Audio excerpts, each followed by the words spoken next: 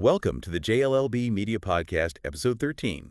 You're here for the deep dive. Glad to be diving in. So today, we're tackling something we all use constantly, websites. Every single day, yeah. But here's the thing.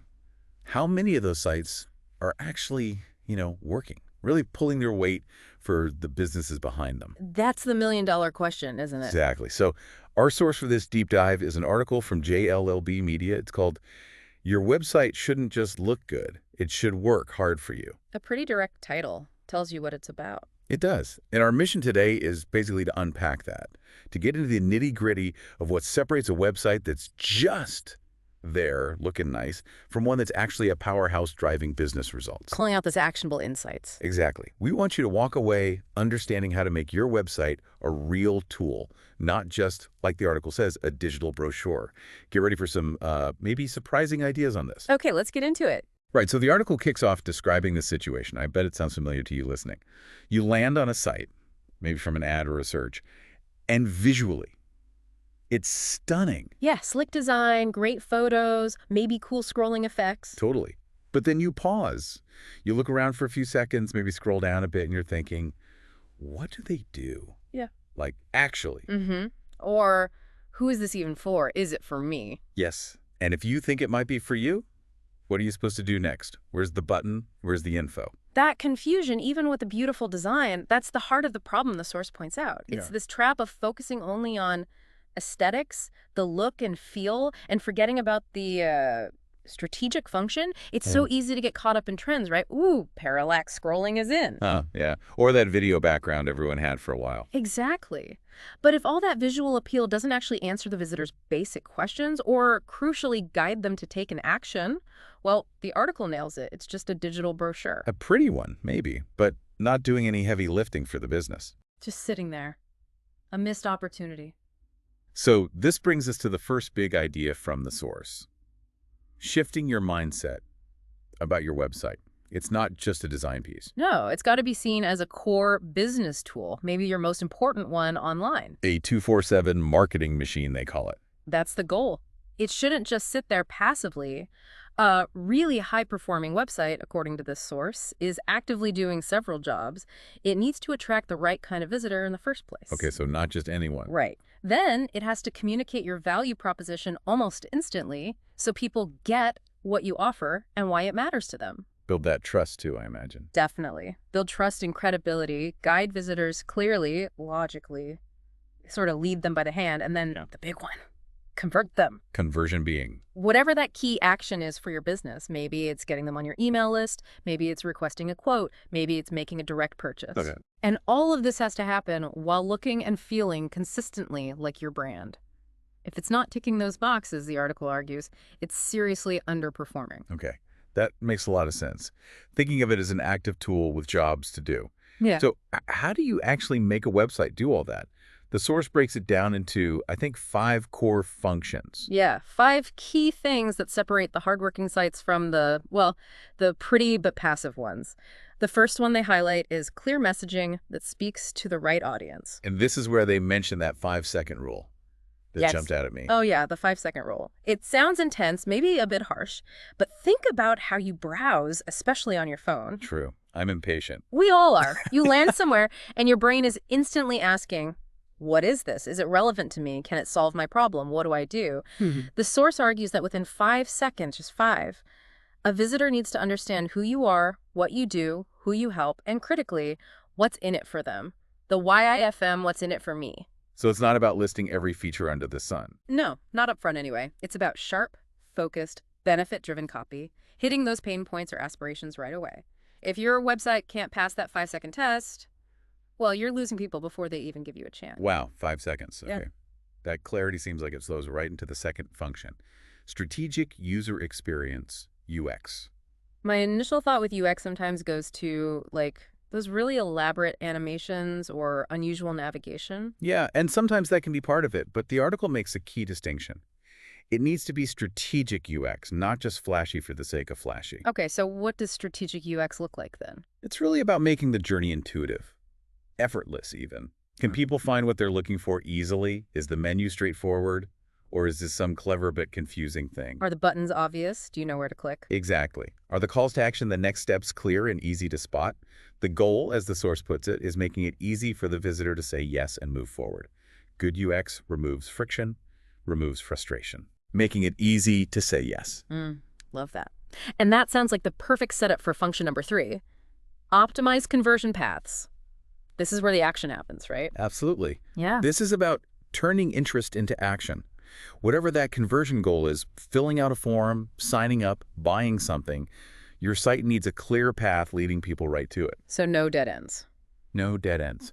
The source really emphasizes strong, clear calls to action. Not just click here, but something compelling, placed strategically, making sure any forms are simple. Only ask for what you truly need. Oh, that's a big one. Those forms asking for your life story. Right. Keep it lean. And the copy on those conversion pages needs to be persuasive, overcome any last-minute hesitation, and just make it feel like the natural, easy next step. Remove the friction. Okay, so clear message, easy journey, clear path to action. We've been heavy on function. But visuals do matter, right? The article covers that with function 4. On-brand visual identity. They definitely do. Visuals are crucial. Your site absolutely needs to look professional, polished, and feel like your brand. Consistent colors, fonts, imagery, that all builds recognition, trust, credibility. So how do you balance the pretty with the practical? The key point from the source is that the visuals must support the message and the goals. They shouldn't distract or, worse, contradict. Think of it like this. The design should make the important information easier to see and understand and make the desired actions more appealing. So beauty and clarity working together, that's the sweet spot. That's exactly the sweet spot they describe. All right. And the 5th function feels critical today. Mobile-first design. Oh, absolutely non-negotiable. Like Yeah. table stakes in 2025. If your website isn't designed primarily for a great experience on a phone, you're basically telling a huge chunk of your audience you don't care about them. The article had a stat about that, didn't it? Yeah, over 60% of website traffic in many industries comes from mobile devices. 60%. Wow. So if your site is slow to load on mobile, if text is tiny and hard to read, if buttons are impossible to tap accurately, more than half your potential visitors are having a bad time. And they'll just leave. Bounce. So it needs to be responsive, look good, work perfectly on any screen size. Flawlessly. Fast loading, easy navigation, readable text. Just baseline expectation now. No excuses. That 60% stat really drives it home. Okay, so with these 5 functions being so important, it's probably easy for websites to fall short in certain areas. The article mentioned some common mistakes. It did. And they also made sure to say, look, these are common, but they're usually fixable, which is good news. Okay, like what? Some big ones are really unclear headlines. You land there and have no idea what the main value is. Or having no clear calls to action. Like, what do you want me to do here? Or the opposite problem. Exactly. Yeah. Too many calls to action fighting for attention. Just noise. Huge blocks of text that nobody's going to read. Visuals that feel disconnected from the brand or the message. Yeah, like stock photos that look like every other site. Or just an outdated design that makes the business look, well, out of touch. And maybe the most fundamental mistake. Not having a clear goal for the website in the first place. Just having one because you're supposed to isn't a strategy. Right. Hope is not a strategy. Yeah. Okay, so we know the functions, we know the common pitfalls. How does the article suggest actually fixing a site or building one right from the start? They have steps, right? A roadmap. They do, yeah. 5 recommended steps to turn your website into that growth engine we talked about. And step 1 is critical. Start with strategy. Before any design. Absolutely. Before you pick a single color or write a single word, you need total clarity on who is my ideal customer, what specific problem do I solve for them, and what is the main thing I want them to do on this website. Getting that foundation solid first. It dictates everything. Skipping this, the article implies, is like trying to build a house with no blueprints. You'll end up with something, but probably not what you needed. Makes sense. Strategy first. What's step 2? Step 2 is map the customer journey. Really think like your visitor. From the moment they arrive, what's going through their head? What questions pop up? What doubts might they have? Where might they get stuck or need more information? Precisely. Where do they need reassurance? You need to design the pages and the flow between them intentionally, anticipating those needs, answering those questions, and guiding them smoothly towards that main action you defined in step 1. Every page needs a purpose in that journey. thinking through their experience step by step. Okay. Okay, so once you've mapped the journey, what about the actual words and pictures? That's step 3. Prioritize content that converts. This means your headlines, your text, your images, they aren't just decoration. They need to speak directly to your audience's challenges, their goals, their aspirations. And build trust, presumably. Huge part of it. The source highlights using things like testimonials, real quotes from happy customers, FAQs to address common questions proactively, case studies showing proof of your results. These build credibility. And making it clear what to do next. Always. A key point here is that every important page needs a clear, compelling next step. Don't leave people hanging. Guide them. Got it. Strategic content. Hmm. Now, step 4 loops back to design, but with purpose. Exactly. Step 4 is design for simplicity and impact. This isn't about adding complexity. It's often about removing it. Use clean layouts, ensure brand consistency, leverage white space effectively. White space, like empty space. Yeah, it helps things breathe. It draws the eye to what's important. Strategic layout guides the user. Visuals should support the story, make the key messages pop, make the calls to action stand out. It's design serving the strategy. Clarity and aesthetics working together. Okay. And the final step, I'm guessing it involves ongoing work. You guessed it. Step 5 is optimize and test regularly. Launching the website isn't the finish line, it's the starting pistol. It's a living thing. Totally. You need to track what people are actually doing on your site. Are they clicking that main button? How long do they spend on your services page? Where are they leaving? Use analytics, use heat maps, use data. And use that data to make changes. Continuously. The source emphasizes that the best websites evolve. They're constantly being tweaked, refined, improved based on real user behavior to get better results over time. So it's an ongoing process. Okay, let's paint the picture. When a business really commits to this, shifts from the digital brochure to this strategic functional approach, Yeah. what happens? What are the benefits the article mentions? Well, the outcomes sound pretty great, honestly. You start attracting better leads, people who actually understand what you do and are a good fit. Because the site is doing that filtering up front. Exactly. So sales conversations become smoother, more effective, because prospects are already partly educated and qualified. You spend less time explaining the basics over and over. It sounds like a huge time saver. Right. And that trust building we talked about, it happens automatically through the website before you even speak to someone. Yeah. And the big one, you start seeing a measurable return on your investment in the website. It becomes an asset, not just an expense line. Precisely. It becomes a powerful extension of your brand, your voice, and your sales process, working for you 24/7. That really reframes the whole purpose of having a website. Mm-mm. And it definitely sounds like this approach, detailed in the article, is fundamental to how JLLB Media itself operates. It really comes through that way. Reading the article, you get a clear sense of their philosophy. They explicitly state they don't just design websites. Their focus is on building brand-aligned digital experiences that convert. Strategy first, then design. Always.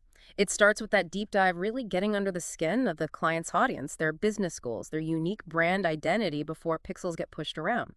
That's how they aim to create sites that are, yes, visually stunning, but also engineered for performance. And they work with different kinds of businesses.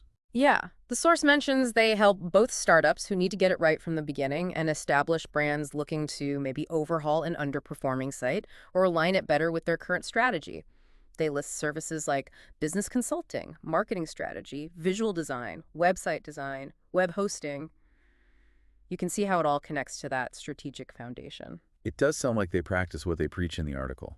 Yeah. Building sites designed to work hard. And if someone listening feels their site isn't working hard enough, the article mentioned an offer. It did, yeah. Right there in the source, they offer a complimentary 20-minute consultation. It's positioned as a chance to get clarity on exactly this, how to transform your website into that growth engine. What was the phrase they used? Something like no fluff, just clarity, performance, and purpose beautifully delivered, which ties right back into everything we've been discussing. It really does. Okay, so listener, take all this in, these insights from the JLLB Media article. What does it mean for your website? Or even just how you look at websites you visit now? I think the main takeaway has to be, your website isn't optional background scenery. It must work hard for you. Looking pretty is nice, sure, but the strategic function, that's what drives the results. And maybe a final thought to chew on, building on that idea of constant optimization. If the very best websites are never truly done, but always evolving based on data, how does thinking of your website as an ongoing process rather than a finished product change how you approach it? Yeah, is it a static thing you set and forget, or is it dynamic? Something worth considering. Definitely something to think about. Well, thank you for joining us on this deep dive into making websites work hard for your business. Hopefully you'll look at sites, especially your own, with a fresh, strategic eye now. And if you are thinking it's time for your website to start pulling more weight, maybe exploring that complimentary consultation mentioned in the source could be a valuable next step. Good point. Until next time.